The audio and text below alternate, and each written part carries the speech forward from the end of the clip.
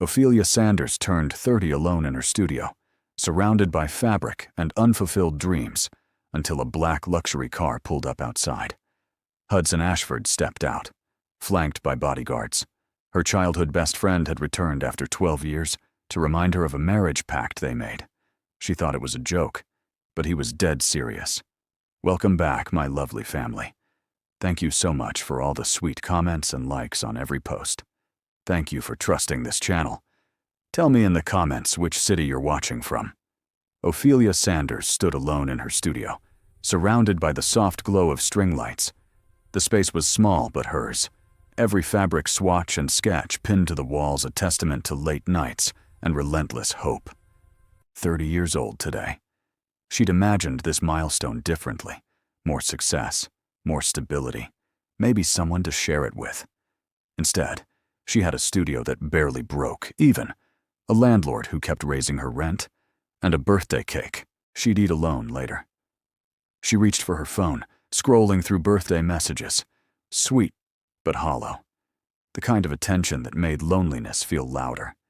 And then, like it always did on nights like this, her mind drifted back to him. Hudson Ashford. They'd been sitting on the bleachers at the football field, caps and gowns discarded beside them. Hudson had been quieter than usual, his dark eyes fixed on the horizon, like he was trying to memorize it.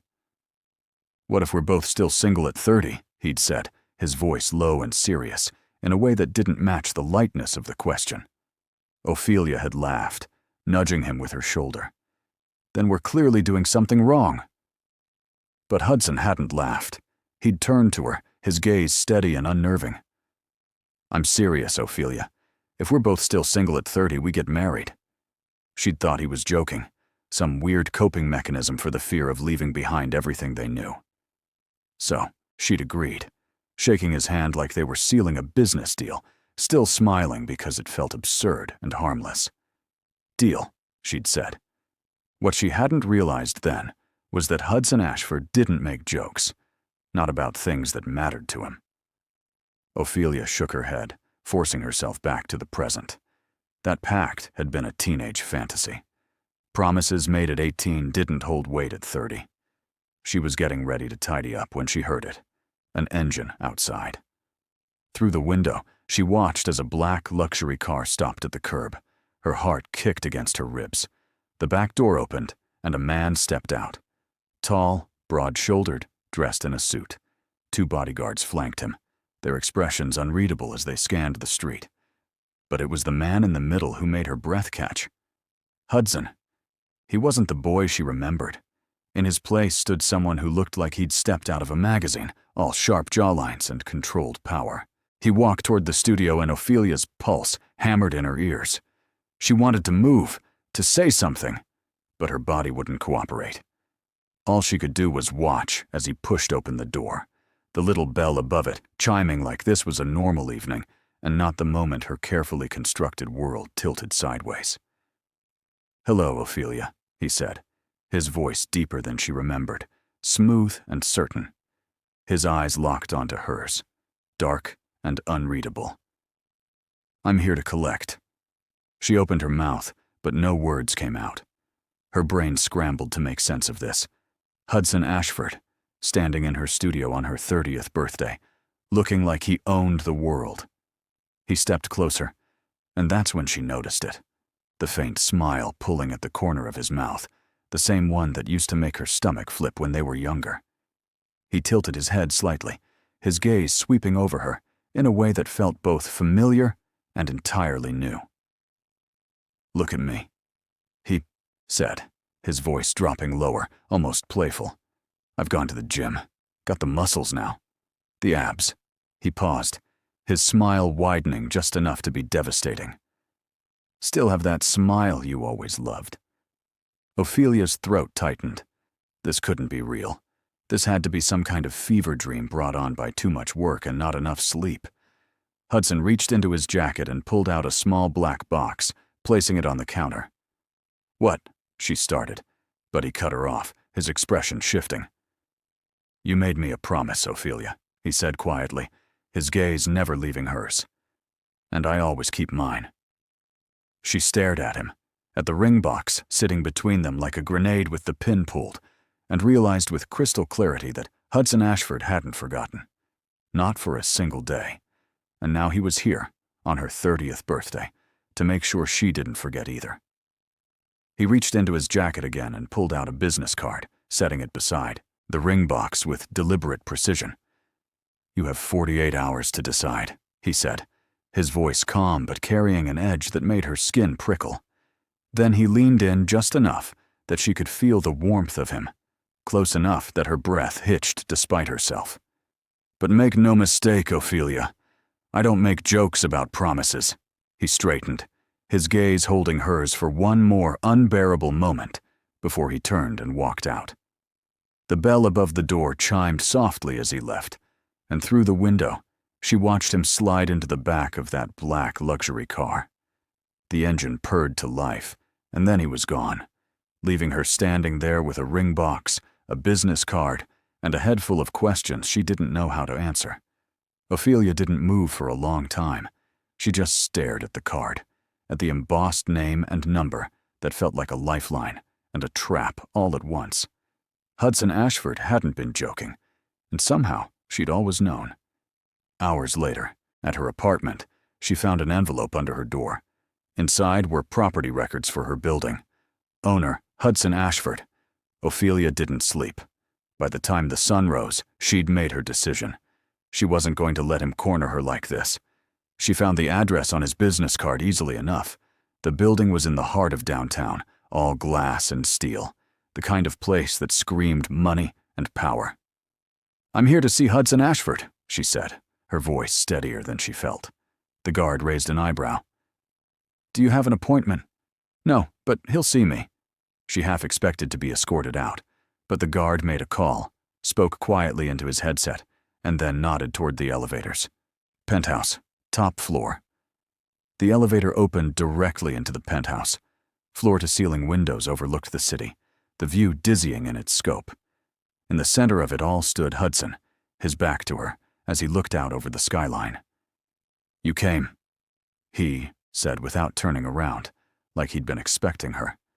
"You knew I would." Her voice was sharper than she intended, but she didn't care. She crossed the room, her footsteps loud against the hardwood floor. "You own my building, Hudson. What the hell is this?" He turned then, his expression unreadable, and gestured toward one of the chairs near his desk. "Sit." "I'm not sitting. I want answers." For a moment, he just looked at her, and she hated the way her pulse quickened under his gaze, the way her body reacted to him even when her mind was screaming at her to run. Then he nodded, almost to himself, and moved to his desk. He didn't open any drawers, didn't pull out files. He just stood there, hands in his pockets, watching her with that intensity that made it hard to breathe. "I bought your building 6 months ago," he said simply, his tone matter of fact. Her stomach twisted. "Why?" "Because you needed help, and I wanted to make sure I'd be there when you realized it." The words landed like ice water. "That's not help, Hudson. That's manipulation." "Call it what you want." His jaw tightened slightly, the only crack in his composure. "But here's the reality, Ophelia. Your lease expires in 30 days. Your landlord, who works for me now, won't renew it. And every month, it gets a little bit harder to keep your head above water." She felt the blood drain from her face. I'm offering you a way out." He stepped closer, his presence filling the space between them. "Marry me. I'll invest in your studio. I'll give you access to every connection I have in the fashion industry. I'll make sure you never have to worry about rent or loans, or any of the things that keep you up at night." Her hands clenched into fists. "How do you know what keeps me up at night?" "I've been keeping track of you, Ophelia." His voice was quieter now, but no less certain. "Making sure you're safe. Making sure you have what you need." "Keeping track?" The words tasted bitter. "You mean stalking." "I mean protecting." He said it like it was perfectly reasonable, perfectly normal. "I never stopped caring about you, not for a second." The confession should have felt romantic. Instead, it felt like a noose tightening around her neck. This was someone who had the kind of power that could reshape her life with a single decision. Someone who already had. "This is insane," she whispered. "This is a partnership." His gaze never wavered. "You get the resources to build your empire. I get the woman I've been waiting 12 years for. Everyone wins. Except I don't have a choice." Her voice broke on the last word. "You made sure of that." Hudson's expression didn't change, but something flickered in his eyes. Something that might have been regret if she didn't know better. "You always have a choice, Ophelia. You can walk away right now. Refuse me. See if you can save your studio on your own. And if I can't, then you'll lose everything." He stepped even closer, close enough that she could smell his cologne, could feel the heat radiating off him. "Or you can accept my offer, sign a contract, become my wife, and I'll give you a world where you never have to fight alone again." Before she could respond, the door opened. A woman approached, beautiful in that cold, polished way. "Hudson," the woman said. "I didn't realize you had a guest." "Harper," Hudson said, his tone clipped. "This is Ophelia Sanders. Ophelia, this is Harper Clinton, my chief of staff." Harper's smile didn't reach her eyes. She looked at Ophelia the way someone might look at a stain on expensive fabric, with thinly veiled disdain and curiosity. "A pleasure." Her gaze flicked to Hudson, and her body angled toward him in a way that felt territorial, possessive. "Your 11 o'clock is waiting in the conference room." "Cancel it," Hudson said without looking at her. Harper's smile faltered. "Hudson, it's the Westfield acquisition. They've been waiting weeks for this meeting." "I said cancel it." His voice was firm, leaving no room for argument. Harper's gaze snapped back to Ophelia, something cold and calculating flickering through her expression, before she masked it with a polite nod. "Of course." She turned on her heel and left, the door closing softly behind her. Ophelia didn't miss the way Harper had looked at Hudson, the way her hand had lingered on the edge of his desk. There was history there, and Harper clearly didn't like being dismissed for Ophelia's sake. "She doesn't like me," Ophelia said, more to herself than to him. "She doesn't need to." Hudson's attention was back on her, his focus so intense it made her skin prickle. "This isn't about her. This is about us." "There is no us," Ophelia shot back, but the words felt hollow even as she said them. Hudson reached up, his fingers brushing a stray curl away from her face. The touch was gentle, deliberate, and it made her breath hitch despite everything. "Not yet," he murmured. "But there will be."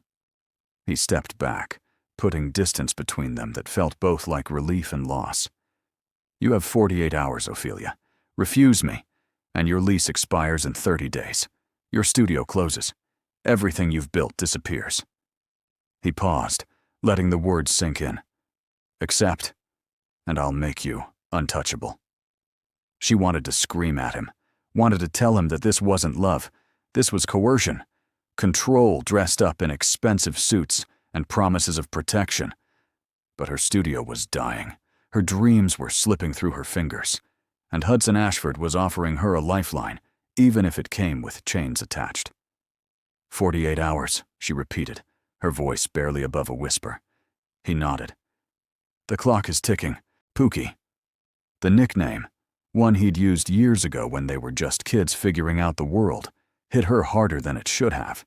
It reminded her that beneath the billionaire exterior was the boy who used to sit beside her in the library, who'd made her laugh when she was stressed about exams, who'd promised her the world if she'd just wait for him. She'd thought he was joking then, too. She turned and walked toward the elevator, her head held high. When the elevator doors closed, she finally let herself breathe. 48 hours to decide, and she was actually considering it. 2 days later, Ophelia found herself back in his penthouse. She was tired of fighting, tired of scraping by, and Hudson was offering her a way out. She stood across from him, arms crossed, jaw set. He looked calm as ever, sitting behind his desk like he had all the time in the world, like he already knew how this would end. "I'll do it," she said, the words tasting like ash in her mouth. But I have conditions. Hudson's expression didn't change, but something flickered in his eyes. Interest, maybe. Or victory. I'm listening. 3 months, she said firmly. A trial engagement. If it doesn't work, we walk away. No strings, no consequences. He leaned back in his chair, his gaze never leaving hers. No. The single word hit her like a slap. What do you mean, no? I mean no. He stood, moving around the desk with that predatory grace that made her pulse jump. I don't do halfway, Ophelia. Full marriage or nothing. I'm not interested in playing house for 3 months just so you can convince yourself this won't work. You can't be serious. You're asking me to marry you, and you won't even give me a trial period? I gave you 12 years, he said quietly. I'm not waiting any longer.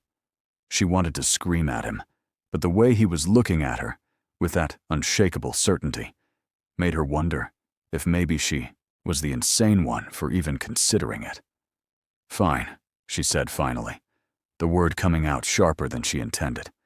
But I want to see the contract first. Every clause, every detail. I'm not signing anything blind.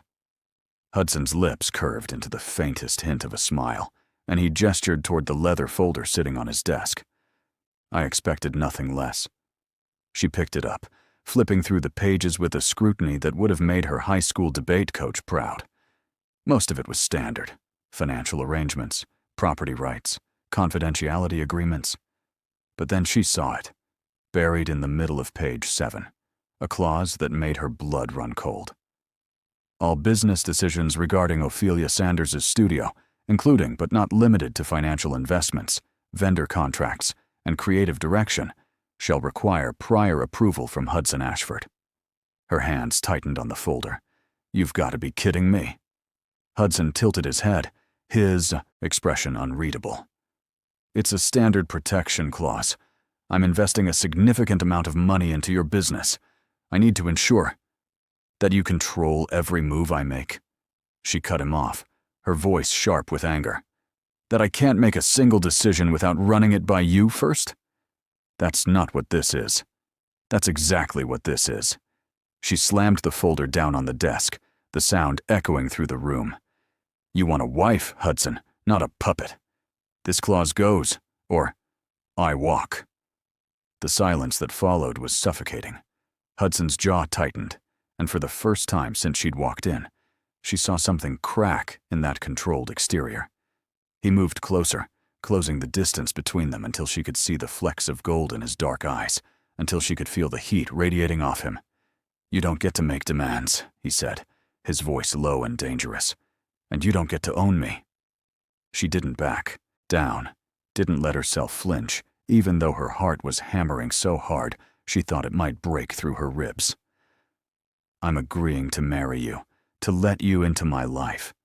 But I'm not giving up who I am. If you can't accept that, then we're done here. For a moment, neither of them moved. The air between them crackled with tension, with all the things they weren't saying, with the push and pull of two people who refused to bend. And then, slowly, Hudson reached for the folder. He pulled out a pen, flipped to page 7, and with a single deliberate stroke, crossed out the clause. You're the only person who's ever made me compromise, he said quietly, his eyes locked on hers. Don't make me regret it. Ophelia's breath hitched. There was something raw in his voice, something vulnerable that didn't match the ruthless billionaire standing in front of her. She didn't know what to do with that, didn't know how to reconcile the boy she used to know with the man he'd become. Sign it, he said, holding out the pen. Her hand trembled as she took it. This was it, the point of no return. Once she signed this contract, there wasn't going back. She'd be Hudson Ashford's wife, bound to him in ways she didn't fully understand yet.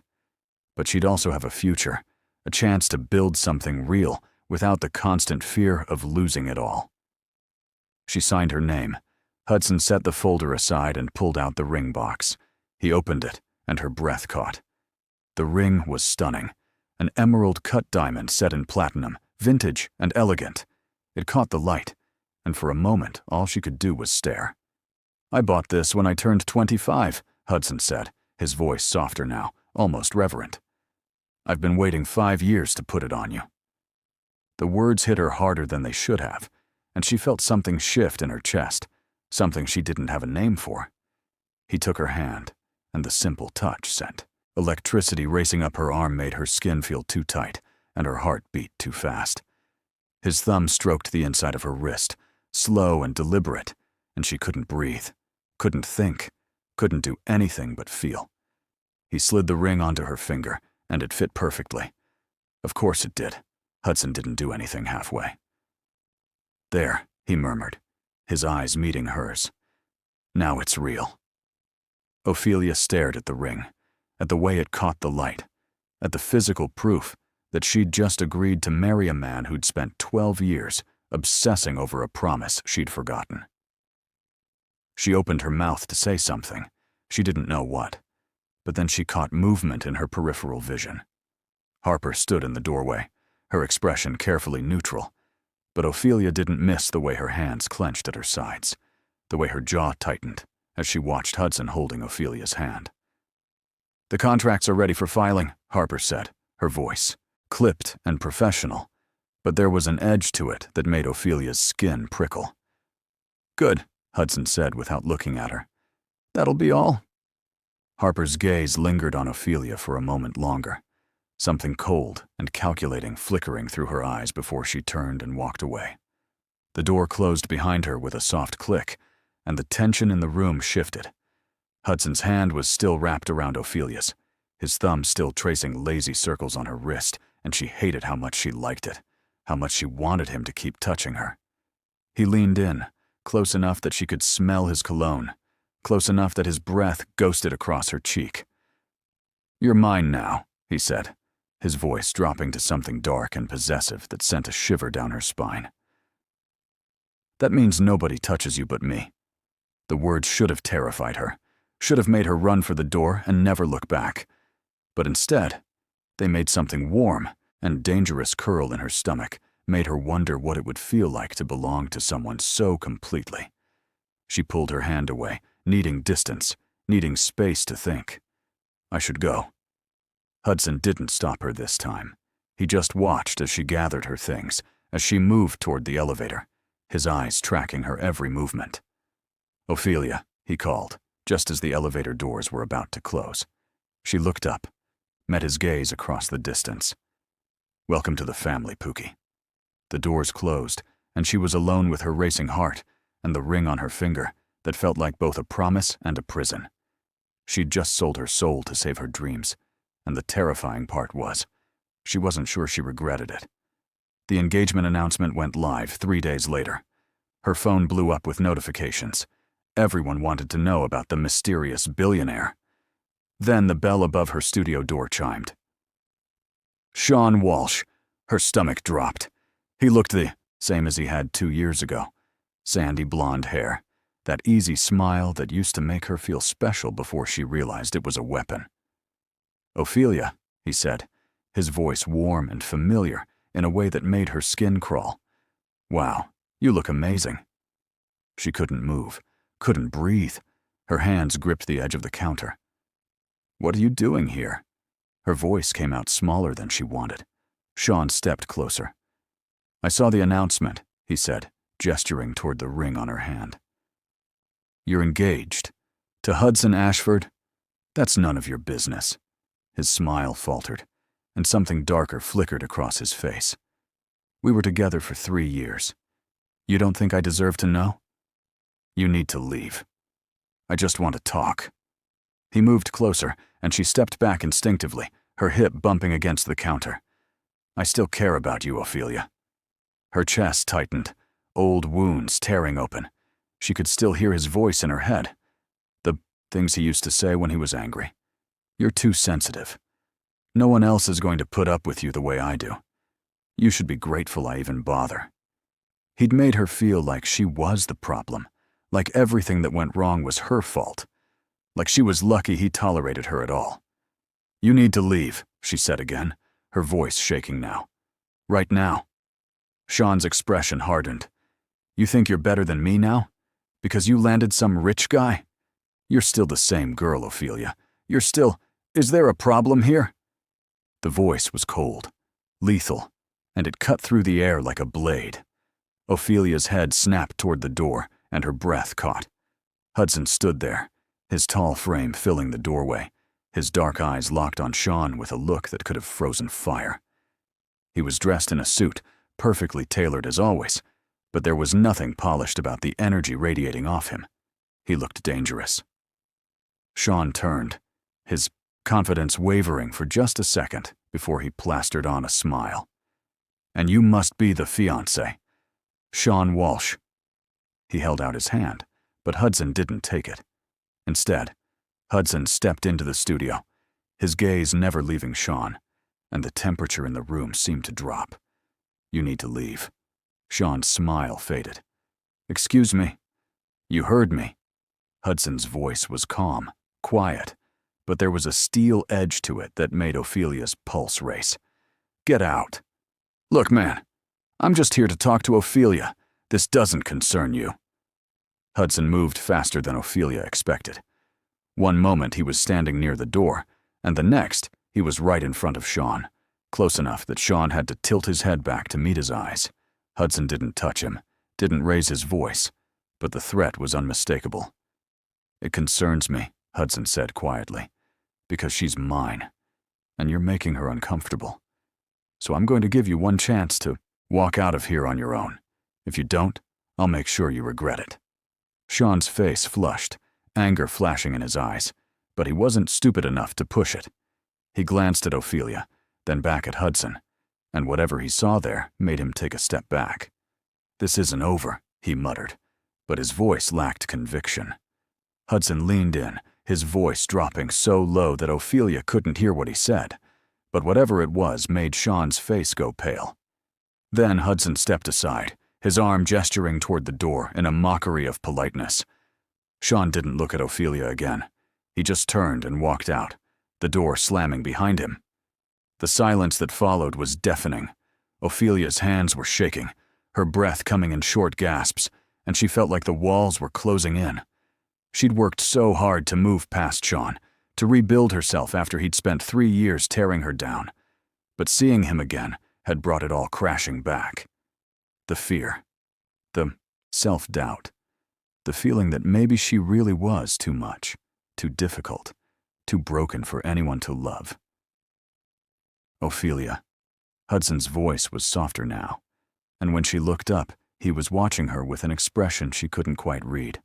Concern, maybe, or something deeper.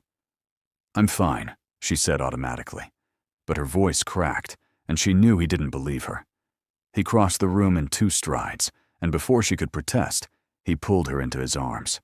She stiffened at first, her instinct still screaming at her to protect herself, but then his hand slid up to cradle the back of her head, and something inside her broke.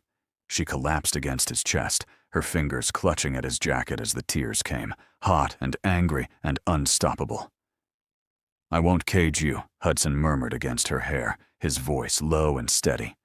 "I won't control you or make you feel small. I'll worship you, Ophelia, the way you deserve." She didn't know if she believed him, didn't know if she could trust anyone after Sean, but in that moment, with his arms around her and his heartbeat steady beneath her ear, she wanted to. God, she wanted to. Hudson pulled back just enough to look at her, his hands framing her face, his thumbs brushing away the tears on her cheeks.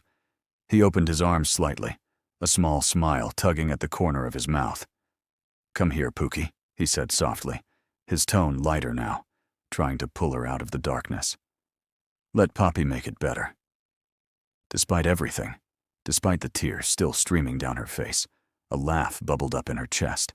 It was shaky and broken, but it was real. She let him pull her back in, let herself sink into the warmth of him, into the safety she hadn't felt in so long. Then he pressed a kiss to her forehead, slow and deliberate, and when he spoke again, his voice was darker, edged with a promise that sent a shiver down her spine. "But I will destroy anyone who made you afraid." The words should have scared her, should have been a warning sign that Hudson's obsession went deeper than she'd realized, but instead, they made her feel protected, cherished, like someone finally saw the parts of her that Sean had tried to break and decided they were worth fighting for.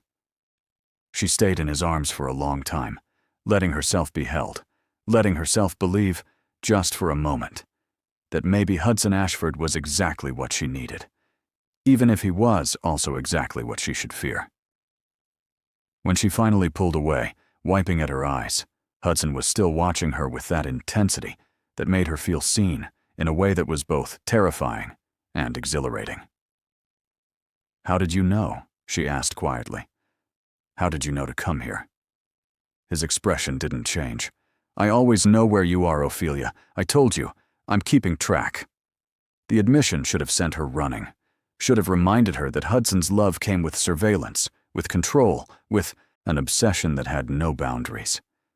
But right now, with the memory of Sean's voice still echoing in her head and Hudson's warmth still wrapped around her, all she felt was grateful. And that terrified her most of all. The engagement celebration gala was Harper's idea. Ophelia found out through an elegantly printed invitation that arrived at her studio 3 days after Sean's visit. She should have been consulted. But when she called Hudson to ask about it, his response was maddeningly casual. "Harper's handling the details," he'd said, his voice distracted in that way that told her he was working on something else while they talked. "She's good at these things. You don't need to worry about it." But Ophelia did worry, because being left out of planning her own engagement party felt like a message, and she was pretty sure she knew who was sending it. The gala was held at one of the city's most exclusive venues. Ophelia arrived in a gown she'd designed, herself. Deep sapphire silk that made the emerald on her hand catch the light. The space was packed with everyone who mattered. Harper was there too, directing staff with the efficiency of a general commanding troops. When Harper saw Ophelia, her smile was polite, practiced, and didn't reach her eyes. "Ophelia," Harper said, her tone warm in a way that felt like ice. "You look lovely." "Thank you." Ophelia glanced around the room, taking in the white roses and gold accents, the champagne tower already being assembled near the entrance. "Everything looks beautiful. I wish I'd been able to help with the planning." "Oh, I didn't want to burden you." Harper's smile never wavered. "I know how busy you are with your studio. Besides, Hudson and I have worked together for so long, I know exactly what he likes." The words landed like a carefully placed knife. Ophelia forced herself to keep her expression neutral, but inside, something twisted. "I know exactly what he likes." The implication was clear. Harper knew Hudson in ways Ophelia didn't, had history with him that Ophelia would always be outside of.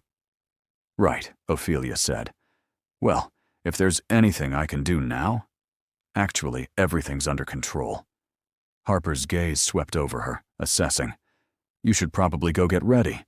Guests will be arriving soon, and you'll want to look your best." It was a dismissal, clear and deliberate. Ophelia felt her jaw tighten but didn't know this world well enough yet to push back. So she nodded and left to find the dressing room, Harper's words echoing in her head. "I know exactly what he likes." By the time the gala started, Ophelia had forced herself into the right headspace. She wore her dress like armor, smiled at strangers, and tried not to notice how Harper seemed to be everywhere, hovering at Hudson's elbow, laughing at his comments, her hand finding reasons to touch his arm, his shoulder, the edge of his desk, during conversations. An hour into the gala, during a lull in the festivities, Harper found her. Ophelia had stepped away from the crowd, seeking a moment of quiet near the balcony overlooking the city. When Harper appeared beside her, with 2 glasses of champagne. "Here," Harper said, offering one to Ophelia. "You look like you could use this." Ophelia hesitated, then took the glass. "Thanks." They stood in silence for a moment, the sounds of the party muffled behind them. The city lights stretched out before them, beautiful and distant. Then Harper spoke, her voice casual, almost friendly. "You know, Hudson and I dated in college." Ophelia's hand tightened around the glass. "He didn't mention that." Harper laughed softly. "He wouldn't. Hudson's not one to dwell on the past. But we were together for almost 2 years. I thought we were going to get married, actually." The words hit Ophelia harder than they should have, and she hated herself for it. She kept her gaze fixed on the city lights beyond the balcony, refusing to let Harper see how much the revelation stung. "What happened?" Ophelia asked, her voice carefully neutral. Harper shrugged, taking a sip of her champagne. He changed, became obsessed with building his empire, with proving himself. I couldn't compete with that kind of ambition. Eventually, I realized I was just another piece on his chessboard. She turned to look at Ophelia, her blue eyes sharp and assessing. "He'll get bored, you know. Once the novelty wears off. You're a project to him, Ophelia, not a partner." Ophelia's chest tightened, but she forced herself to meet Harper's gaze. "You don't know what you're talking about." "Don't I?" Harper's smile was pitying now, and somehow that was worse than anger would have been. "I've known Hudson for over 5 years. I've seen him close deals, destroy competitors, build empires. And the one thing I've learned is that he always gets what he wants. But once he has it," she paused, letting the words sink in, "he moves on." Before Ophelia could respond, Harper's phone buzzed.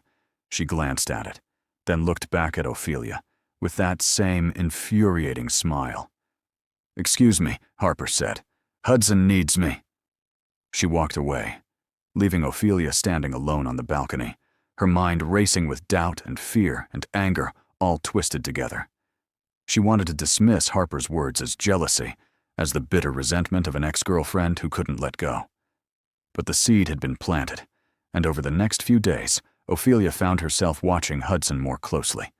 The closed-door meetings that ran long, the phone calls he took in another room, his voice too low for her to hear. The way he sometimes seemed distant, even when he was right next to her, his mind clearly somewhere else. Harper's words kept echoing in her head. "You're a project to him, not a partner." Finally, she couldn't take it anymore.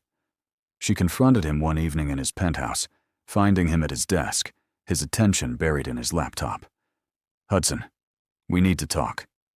He didn't look up. "Can it wait?" "I'm in the middle of something." "No, it can't wait." Her voice was sharper than she intended, and it finally made him pause. He glanced up, his expression unreadable. "What's wrong? What's wrong?" She crossed her arms, trying to keep her frustration in check. "You've been distracted for days. Mysterious meetings, phone calls you won't take in front of me. And Harper. His jaw tightened. "What did she say to you?" "It doesn't matter what she said." Ophelia stepped closer, her hands gripping the edge of his desk. "What matters is that I feel like I'm on the outside of my own engagement.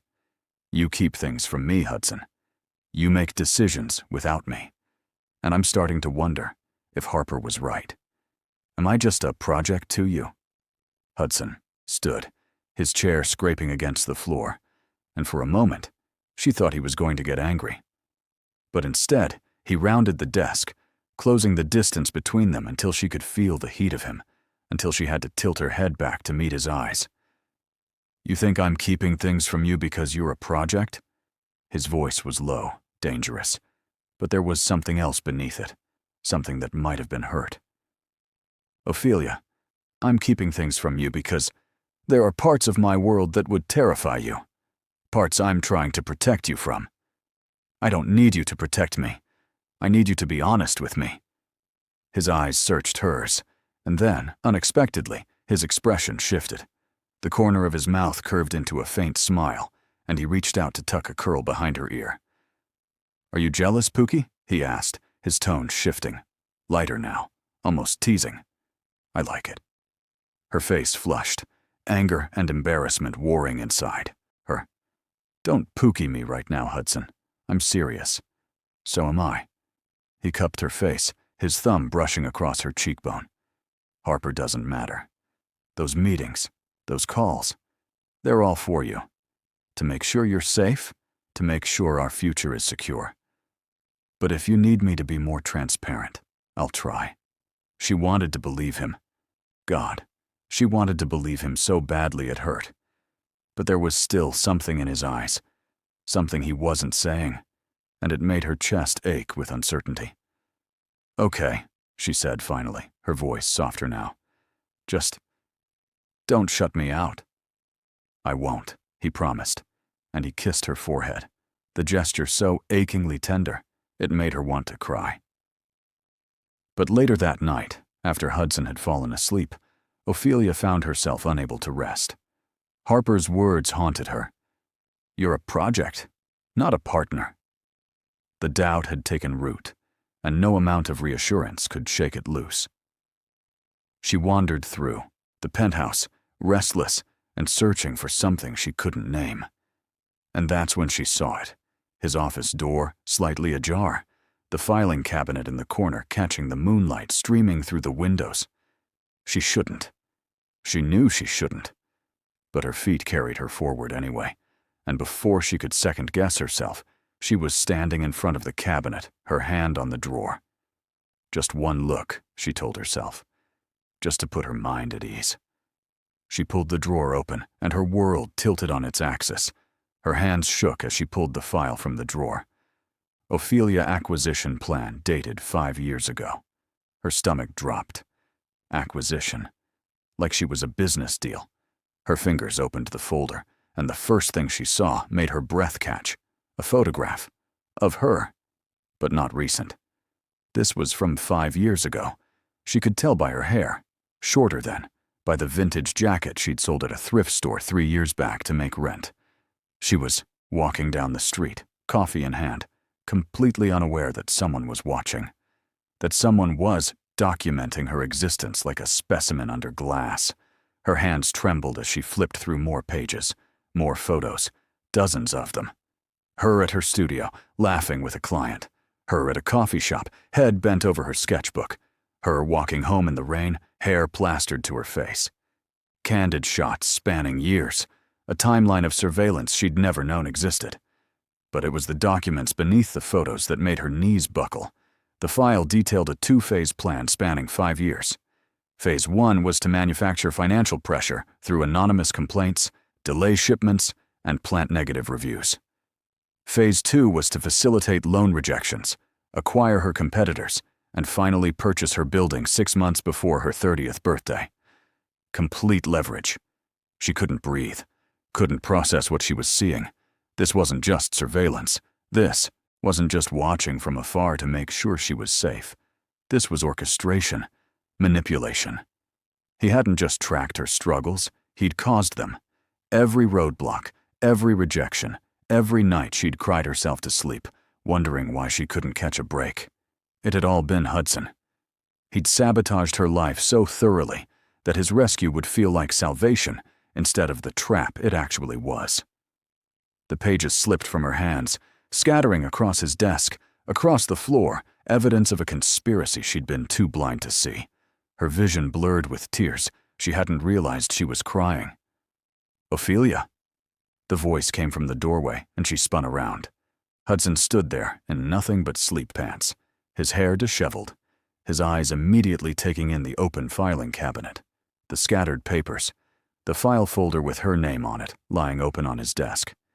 His expression didn't change, didn't show surprise or guilt or anything that might have made this easier to process.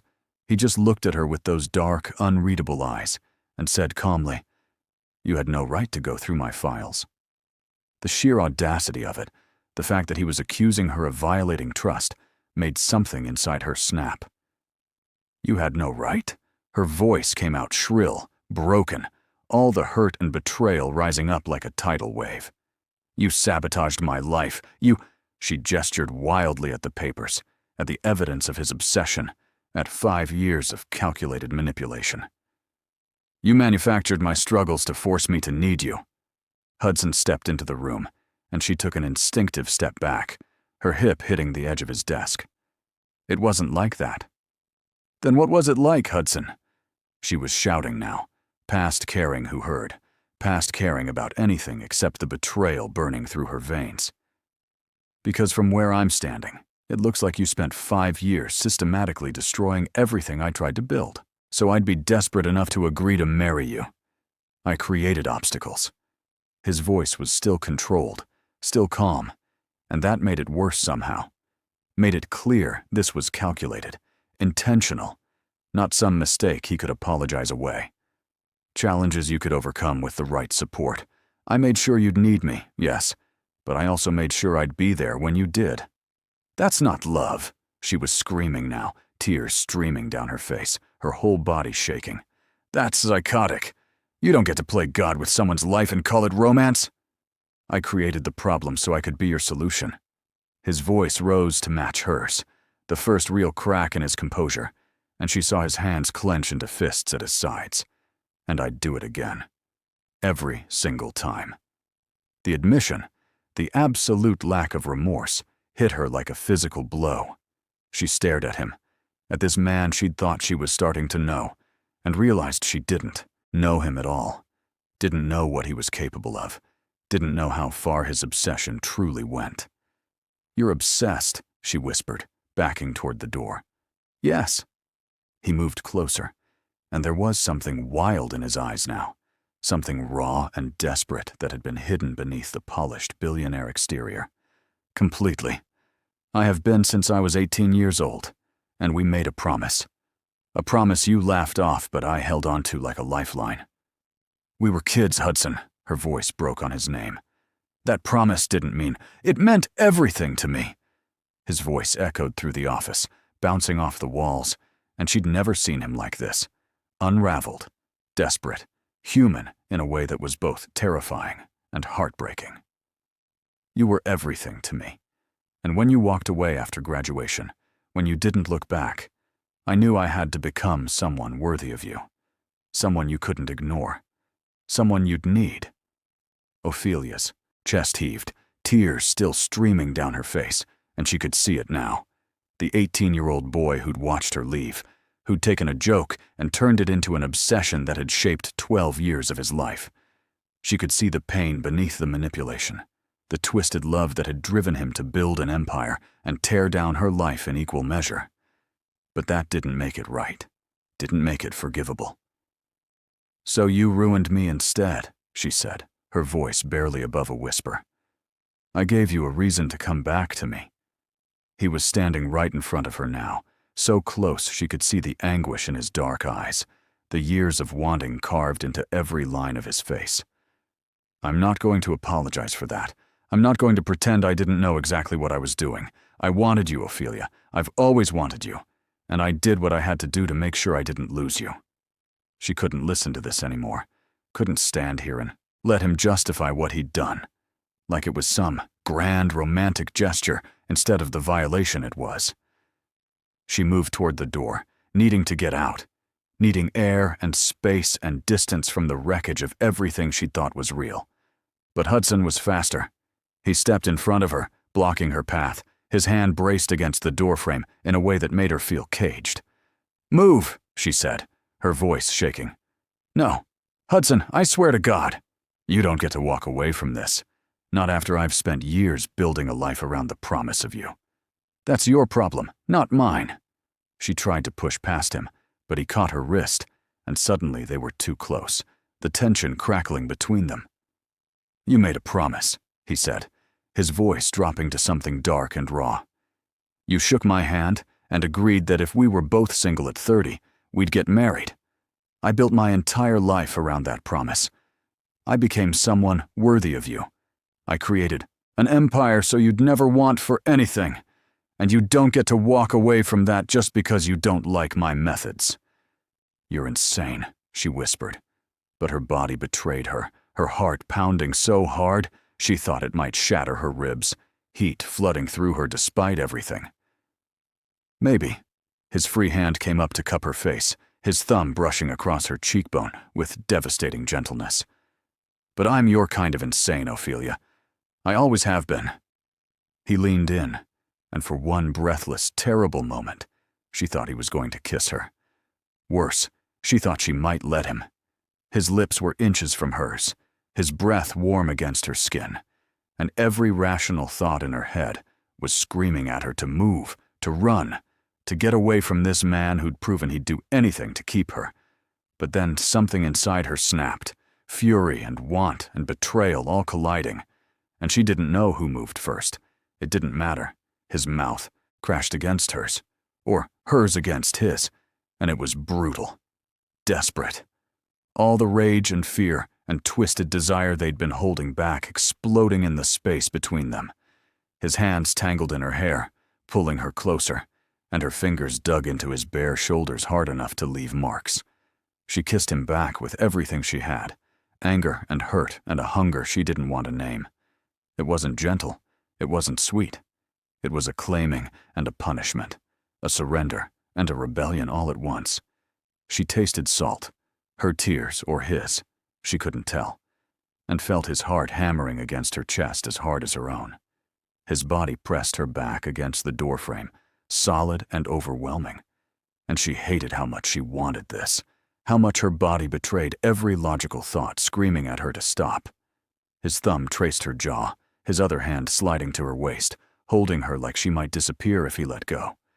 She felt the desperation in every movement, the 12 years of obsession and longing poured into this one moment. And God help her, she was giving it back, kissing him with a ferocity that matched his own, her fingers threading through his hair, pulling him closer, even as her mind screamed that this was wrong, that she should be running, that this man had destroyed her life and she was kissing him like he was oxygen. And then reality crashed back in. The file, the photos, the calculated destruction of everything she'd worked for, the admission that he'd do it all again without hesitation. She shoved him, hard, used every ounce of strength she had to push against his chest, and he stumbled back, surprise flickering across his face for just a second before the heat returned. "No," she gasped, her lips swollen, her whole body trembling. "We can't. I can't."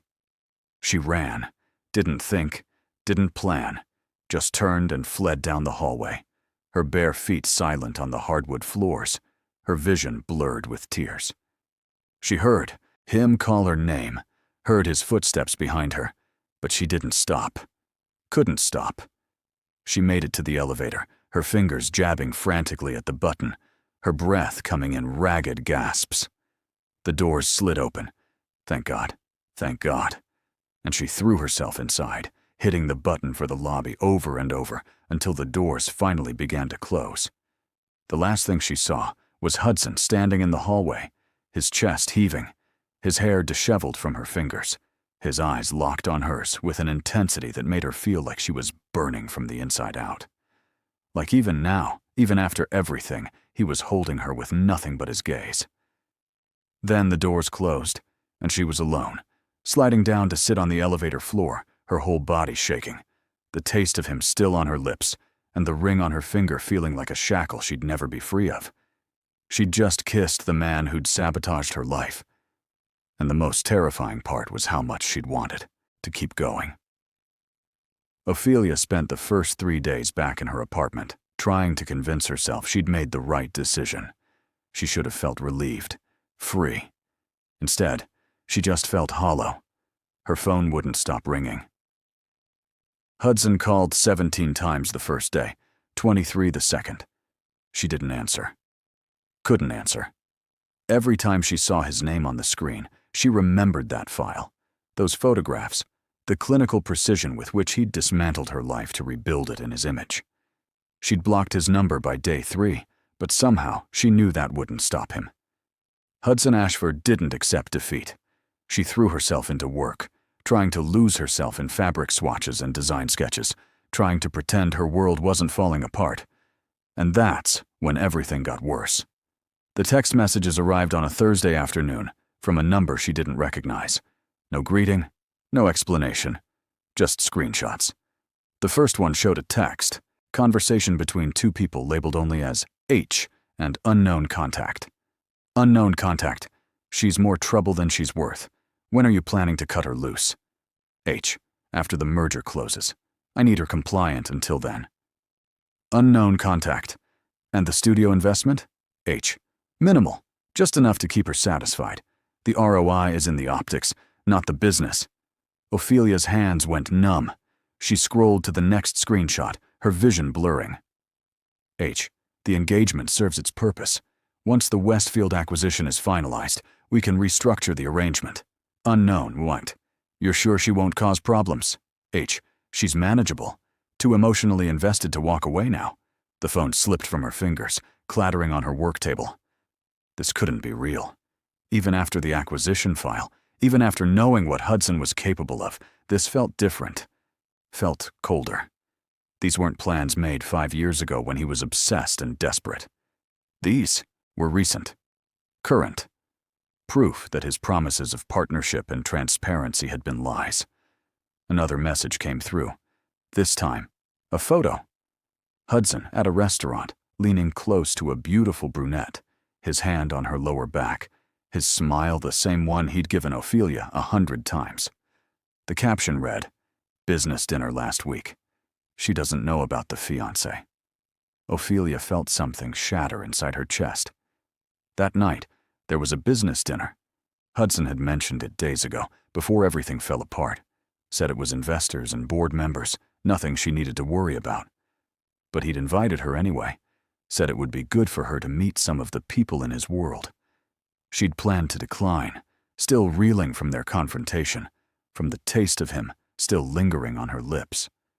But now, staring at those screenshots, at that photo of him with another woman, she made a different decision. She would go, and she would end this.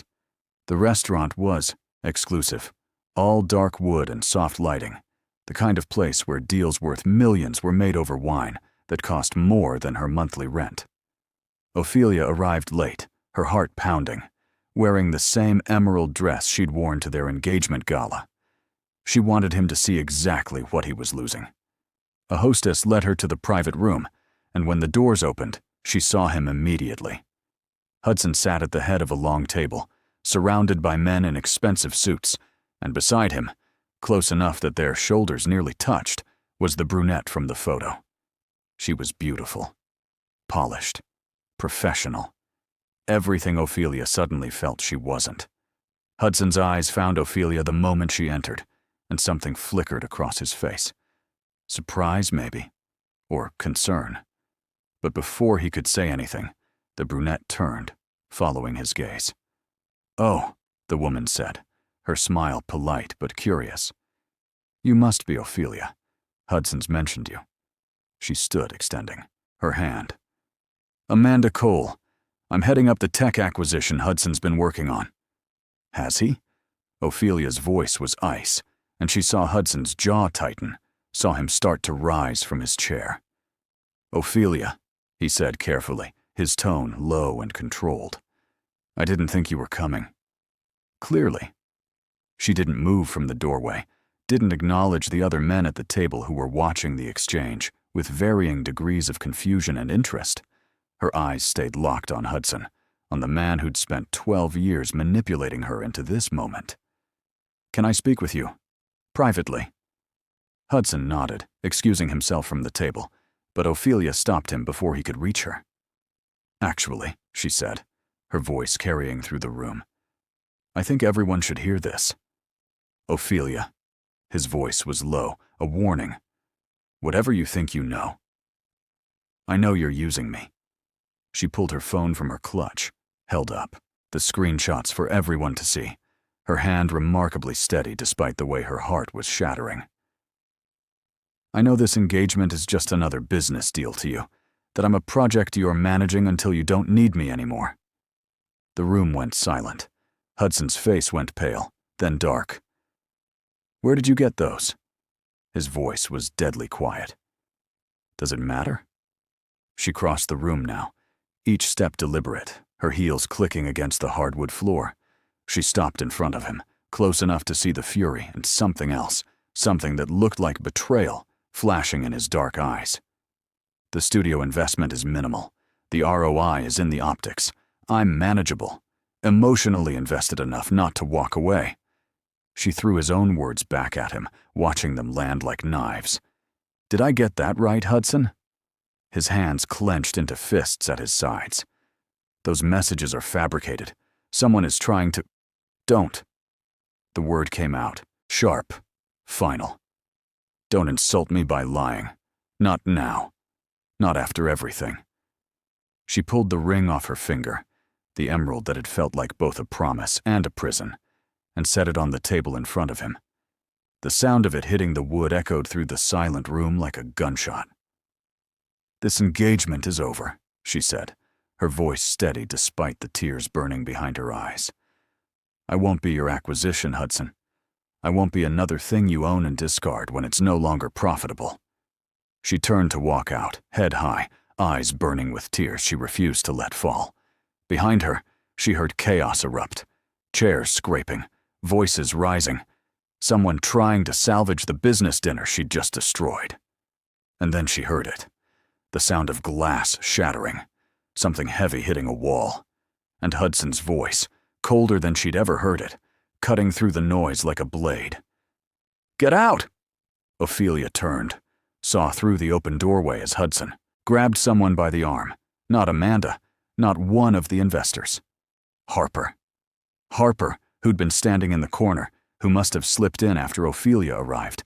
Harper, whose face had gone pale as Hudson's grip tightened on her arm, his fury barely contained. "You did this," he said, his voice shaking with rage, with a loss of control she'd never seen in him. "You fabricated those messages. You've been sabotaging her from the beginning." Harper's composure cracked, something desperate flashing across her face. "She was never right for you. You were obsessed with some fantasy from 12 years ago, and I was trying to—" "You're fired." The words were final, absolute. Hudson released her arm like touching her disgusted him. "Security will escort you out. If you ever contact Ophelia again, if you ever come near her, I will destroy everything you've built. Do you understand me?" Harper's face went white, then red. She looked around the room at the investors and board members watching with expressions ranging from shock to uncomfortable fascination. Then her gaze found Ophelia, still standing in the doorway, and her lips curved into a cruel smile. "It doesn't matter what you do to me," Harper said, her voice carrying. "She'll never trust you, Hudson. You've already lost her." Then security was there, 2 men in dark suits flanking Harper, escorting her toward a different exit. She didn't resist, but she kept her head high, her expression triumphant even in defeat, like she'd won something more important than her job. The door closed behind her, and Hudson stood alone in the middle of the ruined dinner, his chest heaving, his perfectly styled hair disheveled, his suit jacket discarded somewhere in the chaos. The other men at the table were gathering their things, murmuring excuses, clearly wanting to be anywhere but here. And then his eyes met Ophelia's across the distance, and she saw devastation there. Hudson disappeared for 4 days. No calls, no texts, no black car outside her studio. The silence was somehow worse than his presence had ever been. She felt empty. The fashion blogs had retracted their stories. Apologies appeared everywhere, condemning the malicious campaign against her. Her phone rang nonstop with clients, press, and opportunities. Hudson's doing, even in his absence, still protecting her. On the 5th day, Ophelia found herself at his building. She told herself she was retrieving her things. But really, she just needed to understand the man who'd spent 12 years building himself around her. Security let her up without question. The penthouse was quiet, empty. She wandered through the rooms until she found herself drawn to his office. The filing cabinet was still there, and this time she didn't hesitate. She pulled open the drawer, looking for something. Closure, maybe, or confirmation that she'd made the right choice. What she found instead broke her heart. The files weren't the cold, clinical acquisition plans she'd seen before.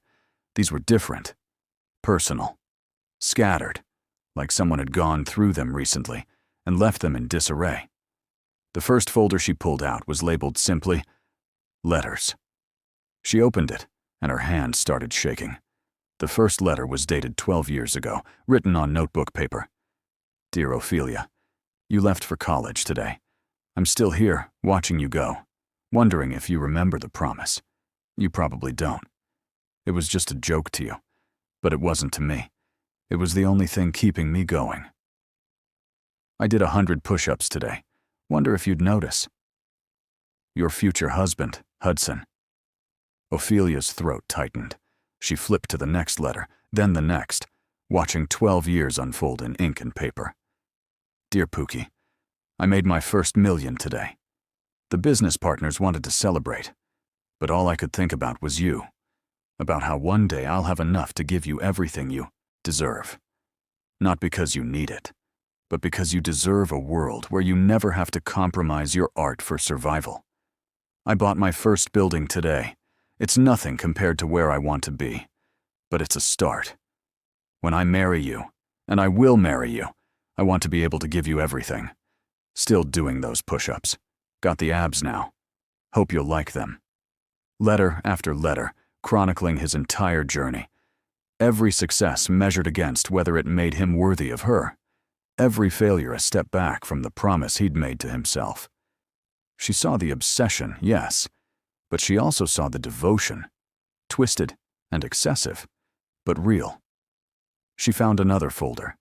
This one contained documentation of grants he'd funded anonymously, programs for emerging designers, scholarships for fashion students, small business loans with impossibly favorable terms. Her own name appeared in one of the files, a grant she'd received 2 years ago that had kept her afloat when she was first starting out. She'd never known where the money came from, had assumed it was just luck, good timing. It had been Hudson, protecting her even when she didn't know she needed protection. Another file contained incident reports, legal documents, restraining orders, all involving Sean. Ophelia's stomach dropped as she read through them. Evidence of Sean trying to contact her repeatedly after their breakup. Attempts to sabotage her early career that had mysteriously fallen apart. Threats that had been neutralized before they ever reached her. Hudson had been protecting her from Sean's revenge for years, and she'd never known. The last file was labeled, "For Ophelia." A business plan dated 8 years ago for a tech company focused on the fashion industry. The mission statement made her chest ache. To create a world where talented designers like Ophelia Sanders never have to compromise their vision. To make the fashion industry worthy of her. He'd built an empire specifically to create a space for her. Ophelia sank into his desk chair, surrounded by 12 years of evidence. His obsession wasn't just about control, it was about devotion. Twisted, but real. Her phone rang. She didn't recognize the number, but something made her answer. Ophelia Sanders? The voice was professional, clipped. This is Miranda Cole from Fashion Forward magazine.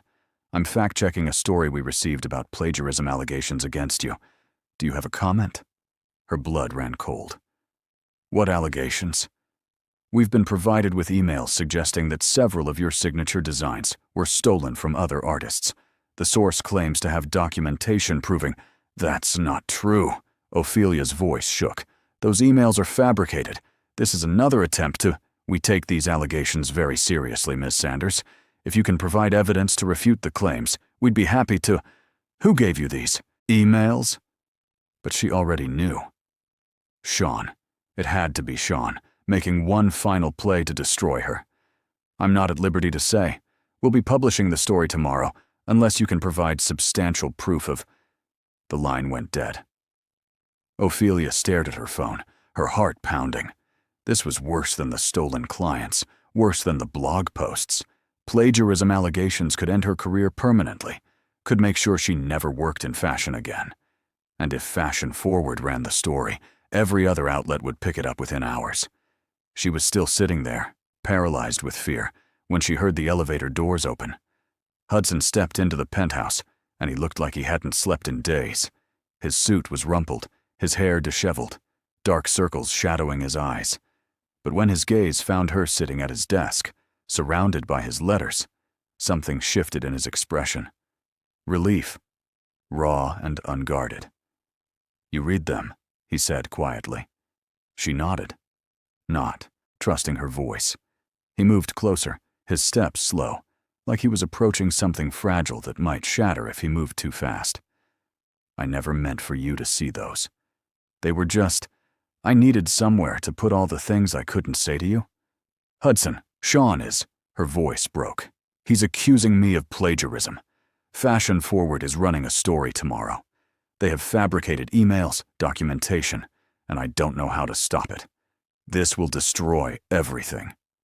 Something dark and dangerous flickered across Hudson's face. He pulled out his phone immediately, his voice crisp and commanding as he made a call. I need everything we have on Sean Walsh. Financial records, communications, every illegal thing he's ever done. I want it on my desk in an hour." He paused, his eyes never leaving Ophelia's face. "And contact Fashion Forward. Tell them if they run that story, we'll bury them in litigation so deep they'll never see daylight again." He ended the call and looked at Ophelia with an intensity that made her breath catch. "You want to see what I'm really capable of?" His voice was soft, lethal, edged with a promise that sent a shiver down her spine. "You're about to, because no one messes with my Pookie." The possessiveness in his voice should have made her angry, should have reminded her of all the reasons she'd walked away. But surrounded by 12 years of letters, of evidence that his obsession had always been mixed with something deeper, something that looked like love even when it was twisted beyond recognition, all she felt was safe, and that terrified her most of all. Hudson didn't just destroy Sean, he obliterated him.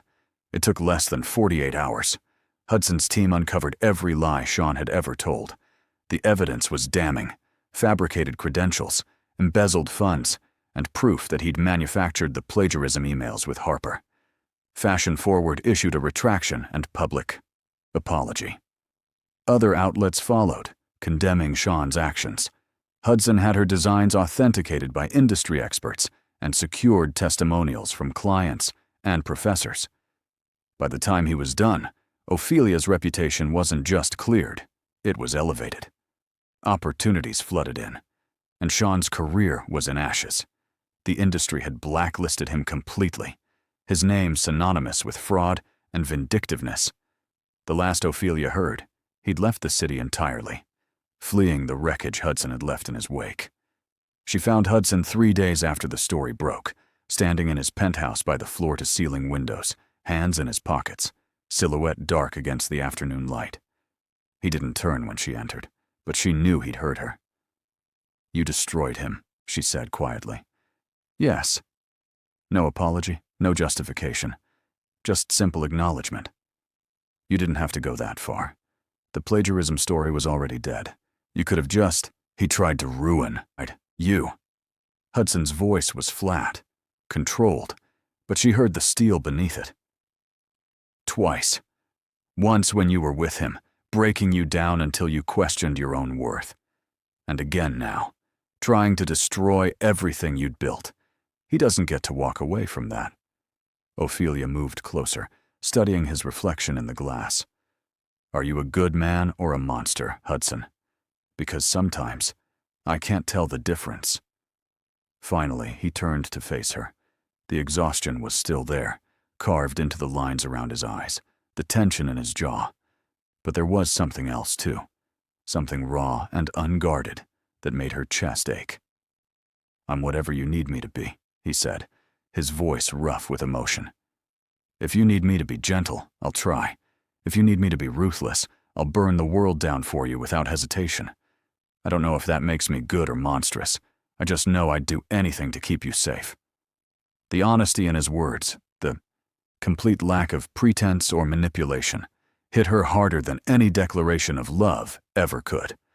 She'd seen the letters, the grants, the protection from Sean that had started years before. She'd even known she needed it. The empire built specifically to support artists like her. Hudson's methods were questionable, his obsession excessive, but his devotion was real. "I need to show you something," he said suddenly. "Will you come with me?" She should have said no. Should have kept her distance, protected herself from getting pulled back into his orbit. But instead, she found herself nodding. The car ride was silent. Ophelia watched the city give way to suburbs, then to the familiar streets of their hometown. Her heart pounded when she realized where they were going. The high school football field looked smaller than she remembered. The bleachers were rusted, but it was still recognizable, still the place where they'd made their promise. Hudson led her to the same spot, the middle of the bleachers where they'd sat that graduation night. The metal was cold beneath her, and she wrapped her arms around herself, memories flooding back with a vividness that stole her breath. "I never forgot," Hudson said quietly. "Not for a single day." "I thought it was sweet," she admitted. a safety net we'd never need. It was never a safety net for me. His voice was thick with emotion. It was hope, the only thing I had when you left, and I was still here. Ophelia turned to look at him and saw the boy she'd known beneath the billionaire's mask, the quiet kid who'd sat beside her in the library, who'd listened to her dreams about becoming a designer, who'd made her laugh when she was stressed about exams. You were the only person who just saw me, Hudson continued, and when we made that pact, I promised myself I'd become someone you'd never regret choosing. Hudson, I built everything for you. He turned to face her, and she saw tears tracking down his cheeks, the first time she'd ever seen him cry. The tech company, the real estate empire, the fashion industry connections, all of it was, so that when you came back to me, when that promise became real, I could give you a world where you'd never have to compromise, where you could create freely and never worry about money or validation or any of the things that had held you back. Her throat was so tight, she could barely breathe. I know I went about it wrong, he said, his voice breaking. The acquisition plan, the manufactured struggles, I know that was controlling and manipulative and probably unforgivable. But I was terrified, Ophelia. Terrified that if I just showed up at 30 and asked you to marry me, you'd laugh it off the way you did that first night. So I made myself necessary, made sure you needed me, even if you didn't want me. The pact was never about ownership, she whispered. No, he shook his head, wiping at his eyes with the back of his hand. It was about hope, about having something to work toward when everything felt impossible. You were my North Star, Ophelia. Every decision I made, every risk I took, it was all to become the kind of man you'd choose. Not because you promised to, but because you wanted to. She thought about the letters, the 12 years of devotion hidden in notebook paper and careful handwriting, the grants he'd funded anonymously, the protection from Sean she'd never known she needed. The empire built specifically to support artists like her. Hudson's methods were wrong, his obsession excessive, but the love beneath it all was real. Remember when you said I'd never get muscles? Hudson's voice was lighter now, trying to break through the heavy emotion. And despite everything, Ophelia felt a smile tug at her lips. He stood, and in a gesture that was both playful and vulnerable, lifted his shirt slightly, revealing the abs he'd mentioned that first night. The movement was careful, almost shy, so different from his usual confidence. Look at me now, Ophelia, he said, that devastating smile breaking through the tears. Got the muscles, got the abs, built a billion-dollar empire. His smile faded, replaced by something raw and honest. All for you. Still have the smile you always loved. A laugh bubbled up through her tears. You're an idiot. You're idiot. He knelt in front of her, taking her hands in his eyes searching hers. I've always been your idiot. The question is, can you forgive me for the way I loved you? For making it so complicated when it should have been simple? Ophelia looked at their joined hands, at the man who'd spent 12 years building himself into someone worthy of a teenage promise. He wasn't perfect. He was controlling and obsessive and willing to manipulate circumstances to get what he wanted. But he was also devoted and protective and capable of a kind of love most people only read about in books. I don't know if what we have is healthy, she said slowly, her voice shaking. I don't know if it's right or if it makes sense or if we're both just broken in compatible ways. Hudson's grip on her hands tightened, something like fear flashing across his face. But I know I don't want to be without you, she continued, and watched relief flood his expression. I know that despite everything, the manipulation, the control, the obsession, I've fallen in love with you, the boy who made me a promise, and the man who spent 12 years trying to keep it. Ophelia, she cupped his face, seeing the vulnerability in his dark eyes, the 12 years of longing and devotion and twisted love that had shaped everything he'd become. Then prove it, she whispered. Prove that this is about more than possession. Prove that you can love me without controlling me. prove that the empire you built can be ours, instead of yours. How? His voice was desperate, raw, his hands coming up to cover hers. Tell me how, and I'll do it. She leaned forward, her forehead resting against his, breathing him in. Make me yours. Not because you manipulated circumstances, or because I had no choice, but because I'm choosing you. Right here, right now, with full knowledge of who you are and what you've done. Hudson's breath hitched. Are you sure? Because once I have you, Ophelia, I'm not letting go. Not ever. She answered by kissing him. It was different from the desperate clash in his office, different from the anger and fear that had fueled their last kiss. This was a choice, a surrender. And when Hudson's arms wrapped around her, pulling her against him like he was afraid she might disappear, she felt something inside her finally settle.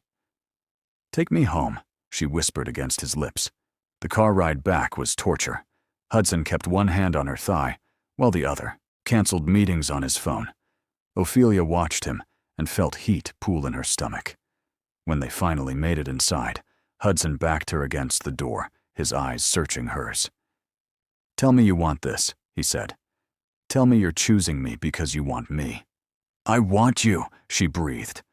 I've wanted you since you walked into my studio, maybe even since we were 18. His kiss was reverent this time, slow and deep, like he was savoring every second.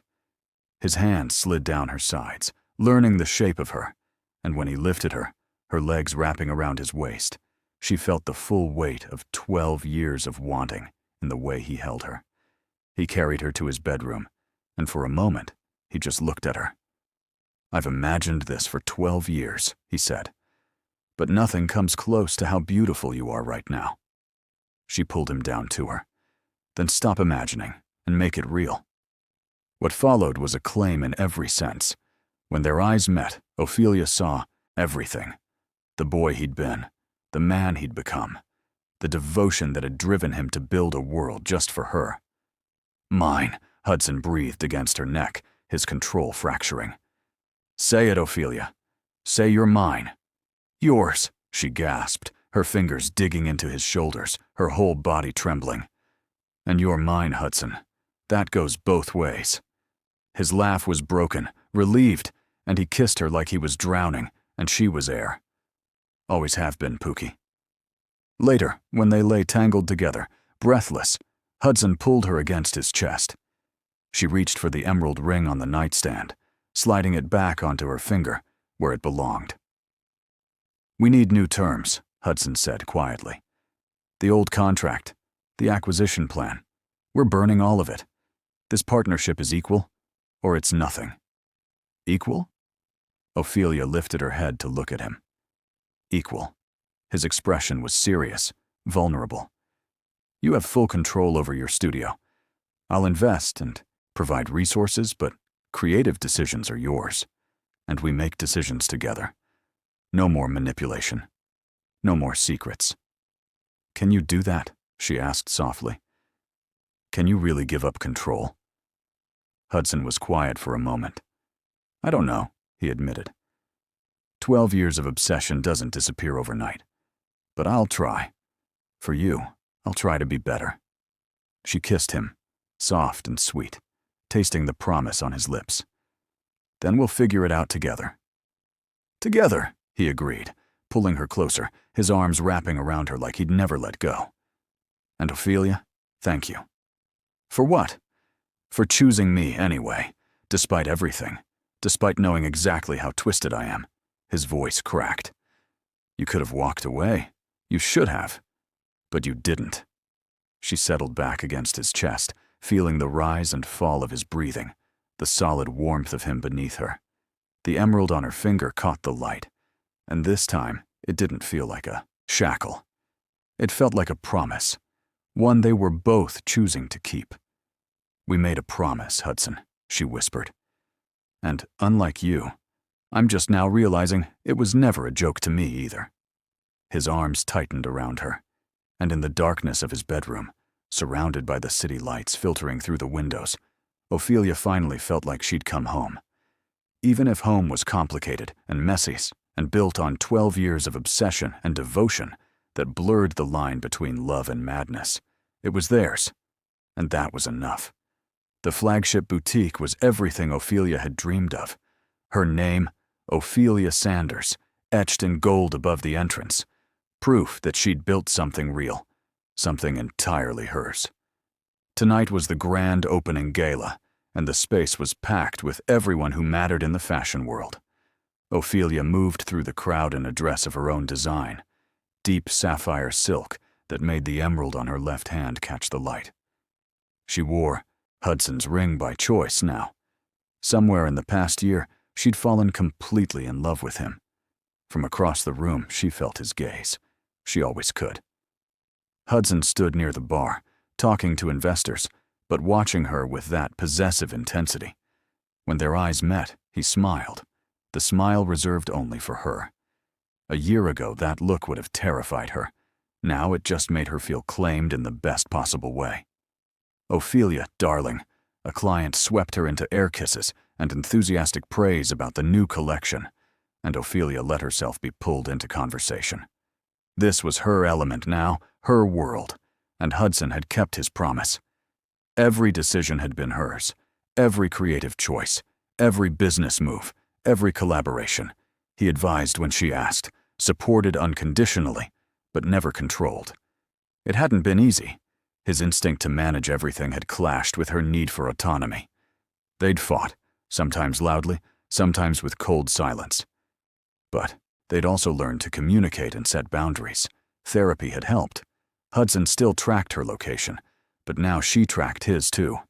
Equal surveillance, equal transparency.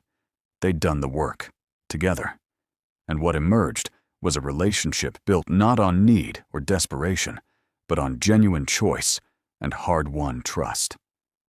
An hour into the gala, Ophelia felt a familiar hand on her lower back. She didn't need to turn to know it was Hudson. "Come with me," he murmured against her ear. "I can't just disappear from my own opening. 5 minutes, Pookie, I need you."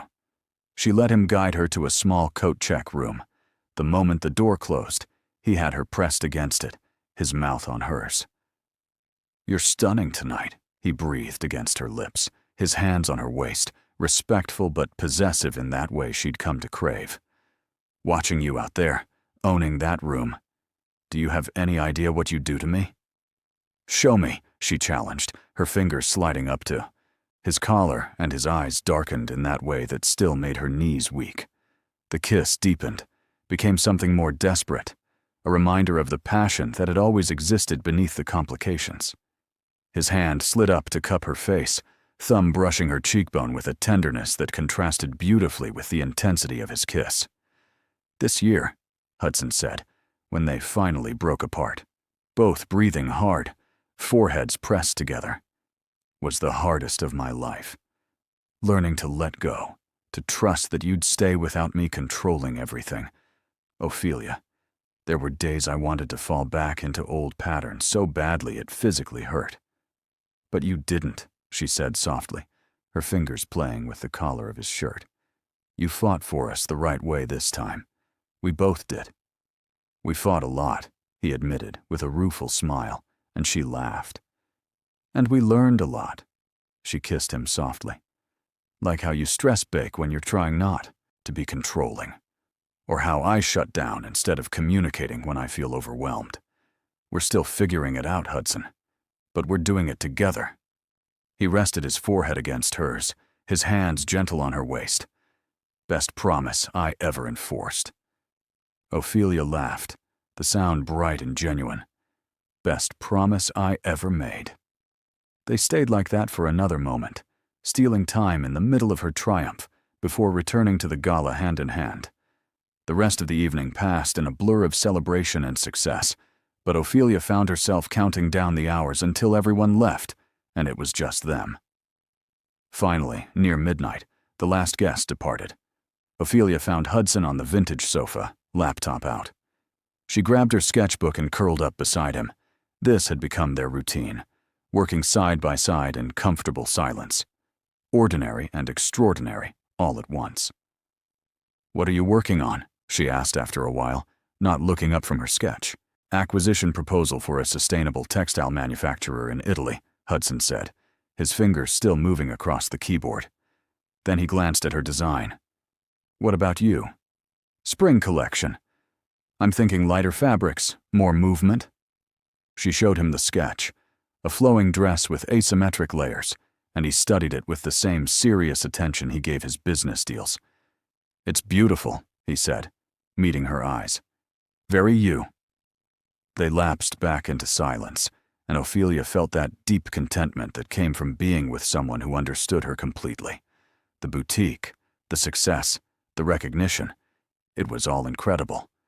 But these quiet moments, where Hudson was just hers and she was just his, was what she'd really been searching for all along. Hudson, she said softly. He didn't look up from his screen. I love you. Now he looked at her, setting the laptop aside completely, his full attention shifting to her in that way that still made her feel like the only person in the world. I waited 12 years for you, he said, pulling her into his lap, his arms wrapping around her waist, and she settled against his chest, feeling his heartbeat steady beneath her ear. The emerald on her finger caught the low light, and she thought about everything they'd been through, the breaking and the rebuilding. It hadn't been easy, and it probably never would be. Hudson would always have that instinct to control, to orchestrate, to make sure everything went according to his plan, and she would always push back, demanding space and autonomy and proof that she was a partner, not a possession. But they'd learned to navigate it together, to call each other out when old patterns emerged, to apologize when they crossed lines, to choose each other every day, not because of some promise made at 18, but because they genuinely wanted to. And I'd wait 12 more, Ophelia whispered, tilting, her head up to kiss him. Hudson's arms tightened around her, and she felt him smile against her lips. You won't have to, Pookie. I'm not going anywhere. They sat like that for a long time, wrapped in each other, and the quiet satisfaction of having built something real. Outside, the city hummed with life. Inside the boutique, surrounded by fabric and dreams made real, they proved that sometimes the promises we make as kids are the ones that matter most. She'd turned 30 alone in her studio, surrounded by fabric and unfulfilled dreams. Now, at 31, she was surrounded by everything she'd ever wanted. Success on her own terms, a boutique with her name in gold, and a man who'd built an empire just to make sure she'd never have to choose between her art and her survival. It wasn't a fairy tale. It was messy and complicated, but it was theirs, and that was more than enough. Have you ever made a childhood promise that changed your life? Did they remember it? Like Hudson, or try to forget it? Like Ophelia? Tell me in the comments, and thank you all for staying with me till the end. Don't forget to like, share, and subscribe.